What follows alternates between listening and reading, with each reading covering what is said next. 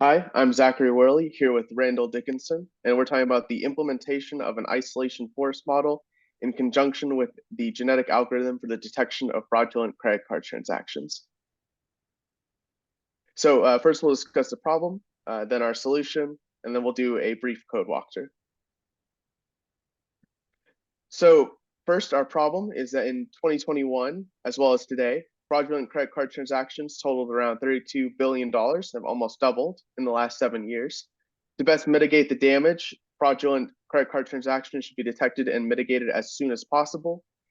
However, fraudulent transactions are difficult to detect via machine learning models because of a very large class imbalance between anomalous transactions and legitimate ones.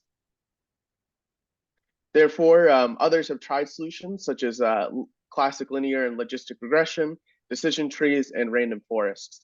To improve these methods, some people have combined them with the genetic algorithm to select a subset of the ideal features to use. However, our project is novel in that we are going to demonstrate the applicability of the isolation forest model, which was developed in 2008, and we're going to combine that with the genetic algorithm for more efficient and accurate fraud detection. So what is the isolation forest? Well, it's an unsupervised ensemble model composed of isolation trees.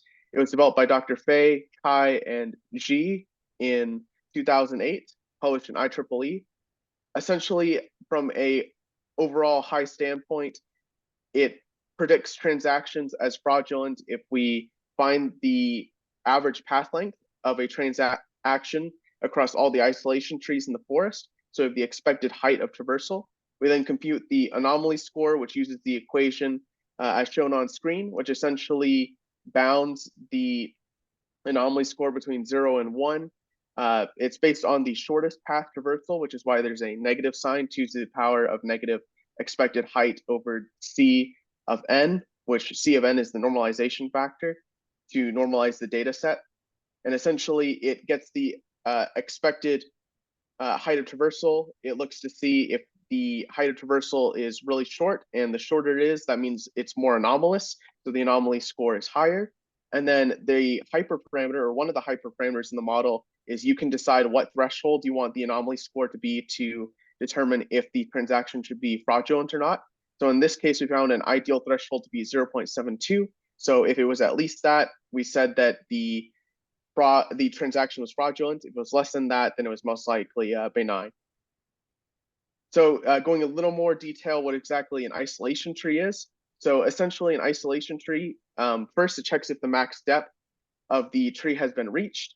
If it has, it terminates. Otherwise, it sees if there's any data in the data set. If there's only like one data point, then it also terminates, and it basically puts the size of the data set in the leaf node, and that's to help with calculating the shortest path or the traversal path across down the tree. If it doesn't terminate, it randomly selects a feature. Then it finds the min and max values of this feature in the data set, and then it further randomly decides whether it wants to split based on the minimum value or the maximum value.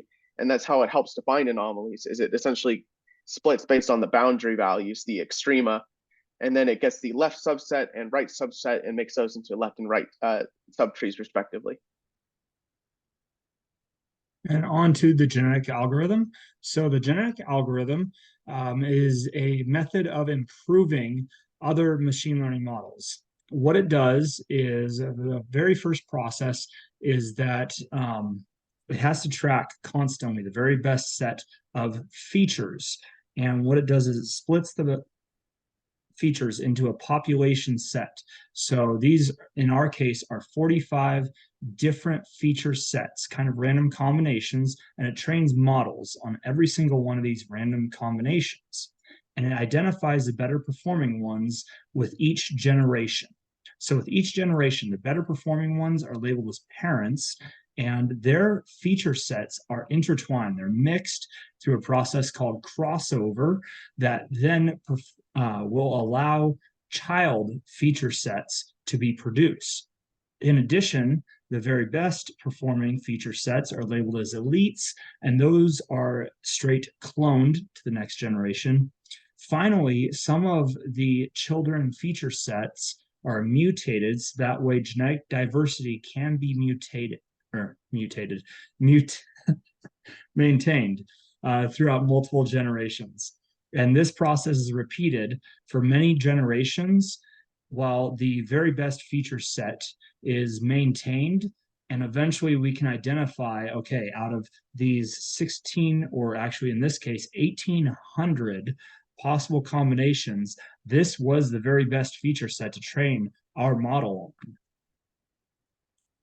on. And the results of this combination of the genetic algorithm, the isolation forest, what we found was that the isolation forest method, it detected about 50% of all fraudulent credit card transactions. That is to say that it has a 50% recall rate on positive.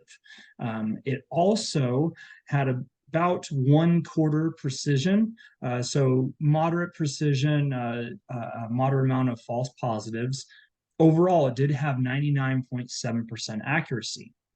When we combined the IF with GA, we found that this resulted in 70% detection rate, or 70% recall on the positives, improved precision at about 0.4, and 99.8% accuracy.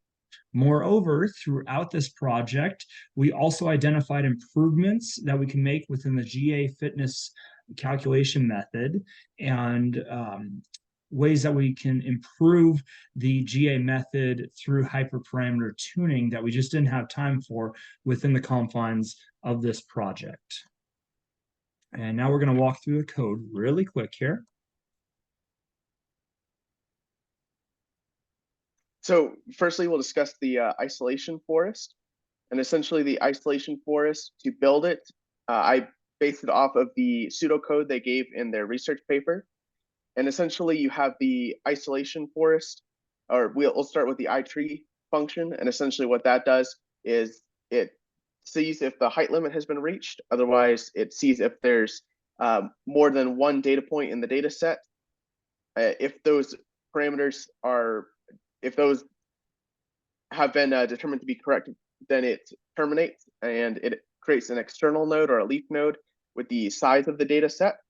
Otherwise, it goes through and it randomly selects a feature, and then it randomly finds the extrema and then determines how it wants to split, either minimum or maximum. And then it filters into the corresponding left and right subtrees. Then the iForest algorithm, essentially you can define some more hyperparameters. As you can define the number of trees you want to use. They recommended 100 trees, which is the default that we went with. They also recommended a sample size of 256. And then based on the sample size, you determine the height limit. So because they recommended 256, the height limit that they also recommended was 8. So that was to help with efficiency and accuracy.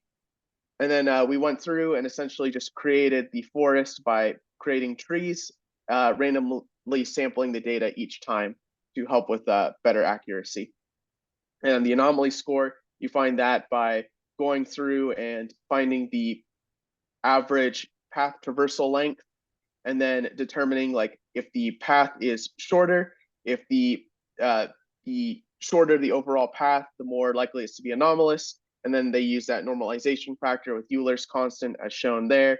And then that's how you get a value, an anomaly score bound between 0 and 1. And we decide for our hyperparameter the threshold to be 0.72. And anything above that, we put as a label of 1, which basically said this is a fraudulent transaction. And if it's less than that, then it was most likely not a fraudulent transaction.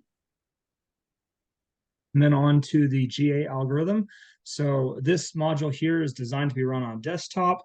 For our training, we ran it on desktop with 16 threads because it can be really optimized through multi-threading, and it would not be practical to train on a Google Colab notebook.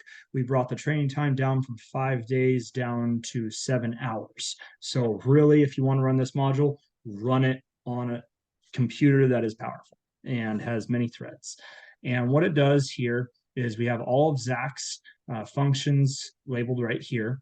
And what it does is first it splits the data here. It defines a method to calculate the fitness, so how well it's able to perform, which here we identified areas that could be improved and will be worked on in the future as well. And then finally here, We have storing the best solution, tournament selection, signal point crossover. This is all part of step 6, which is the genetic algorithm. That's the part where we perform many different operations on the data. I'm going to get over here to the main loop really, because this kind of describes it all. For the main loop, we have to have our main parameters. We have population size, all these different factors here. These are hyperparameters which are considered normal for this amount of data, but in future work, we will be tuning these hyperparameters as well. And with each generation here, this is what I talked about earlier. What we want to do is first try to calculate the fitness of all these different feature sets. So in this case, we used 45 as our population, so 45 different feature sets.